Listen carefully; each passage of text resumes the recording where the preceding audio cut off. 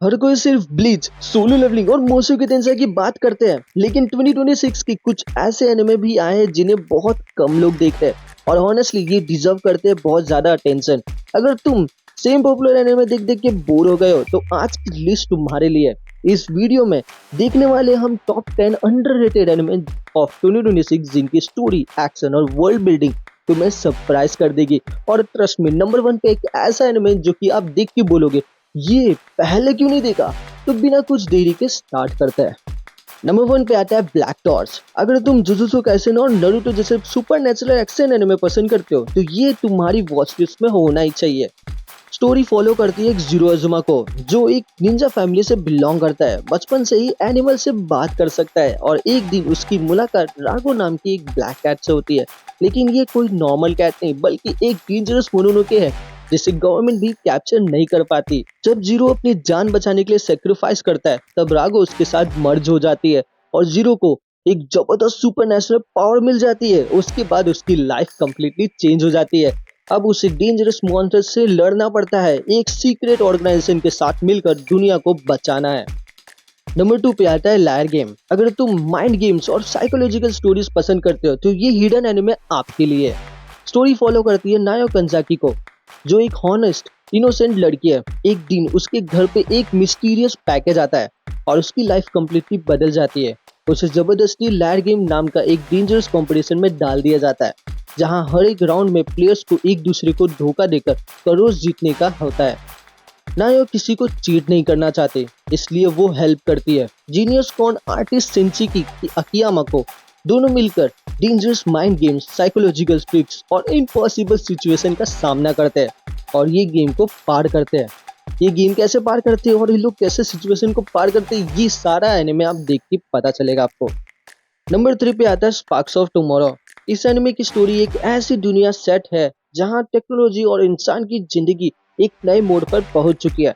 लेकिन इसी प्रोग्रेस के साथ एक ऐसी डेंजरस कॉन्फ्लिक्ट शुरू होती है जहां पर इंसान के फ्यूचर बदल सकता है और मेन कैरेक्टर की सिर्फ पावरफुल एनिमीज के ही सामना नहीं करना पड़ता, उसे बल्कि डिसीजन भी बनाना पड़ता है, सेक्रीफाइस करनी पड़ती है। ये एनिमे बहुत ही ज्यादा जबरदस्त होने वाला है। ये एनिमे हिंदी डब है तो जाके आप देख सकते हो। नंबर 4 पे आता है Tom rider king. Story follow करती है एक सयोजो नाम के एक लड़के से जो दुनिया से के सबसे डेंजरस टॉम राइडर माना जाता है। एक दिन मिस्टीरियस रिलिक्स पूरी दुनिया में अपीयर होने लगते हैं। इन रिलिक्स के अंदर एशियन गॉड्स की पावर होती है और जो उन्हें कंट्रोल कर लेता है वो ऑलमोस्ट अनस्टॉपेबल बन जाता है। लेकिन जियो होन को उसके अपने ही टीम में धोखा दे देते हैं और वो मर जाता है। लेकिन ट्विस्ट ये है कि वो पास्ट में वापस आ जाता है जब रिलिक्स भी दुनिया में आए भी नहीं है। अब उसके पास फ्यूचर की सारी नॉलेज है और वो डिसाइड कर सकता है कि इस बार दुनिया के सारे लेजेंड रिलिक्स सबसे पहले वो खुद कलेक्ट करेगा। और सारा एनिमे कैसे चलता है ये आप एनिमे देख के पता कर सकते हैं। नंबर 5 पे आता है sword of the demon Hunter. Story follow करती है जिंटा नाम की एक टैलेंटेड स्वॉर्डमैन को जो अपने गांव की प्रोटेक्शन के लिए डीमन से लड़ता है। लेकिन एक मिशन के दौरान उसकी मुलाकात एक पावरफुल डीमन से होती है जो फ्यूचर की एक शॉकिंग सच्चाई बताता है। इसी की एक काउंटर के बाद जिंटा की पूरी जिंदगी बदल जाती है।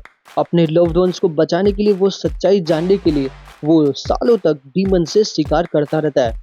हर बैटल के साथ उसे नए राज का पता चलता है और भी डेंजरस एनिमीज और एक बड़ी कॉन्स्पिरेसी उसके पता चलता है। ये एनिमे बहुत ही ज्यादा जबरदस्त है, आपको देखना पड़ेगा। नंबर 6 पे आता है क्लेविटेस सीजन 2। स्टोरी शुरू होती है क्लेविटेस से जो डीमन बीस्ट किंग में से एक सबसे पावरफुल रूलर है।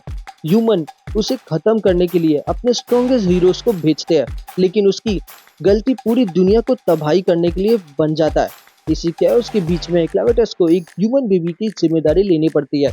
एक रूटलेस मॉन्स्टर और एक मासूम बच्चे की अनएक्सपेक्टेड जर्नी ही एनिमे को सबसे अलग बनाती है। ये एनिमे बहुत ही ज्यादा रोबस्ट है, देखना पड़ेगा। नंबर 7 पे आता है the in speed prince 40 grab for the throne.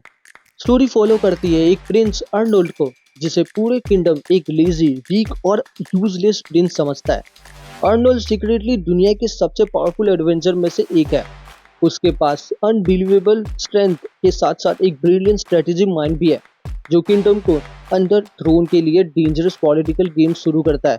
Arnold पर्दे के पीछे रहकर हर सिचुएशन को अपने फेवर में टर्न कर लेता है और बन जाता है सबसे पावरफुल। ये एनिमे देखना पड़ेगा आपको।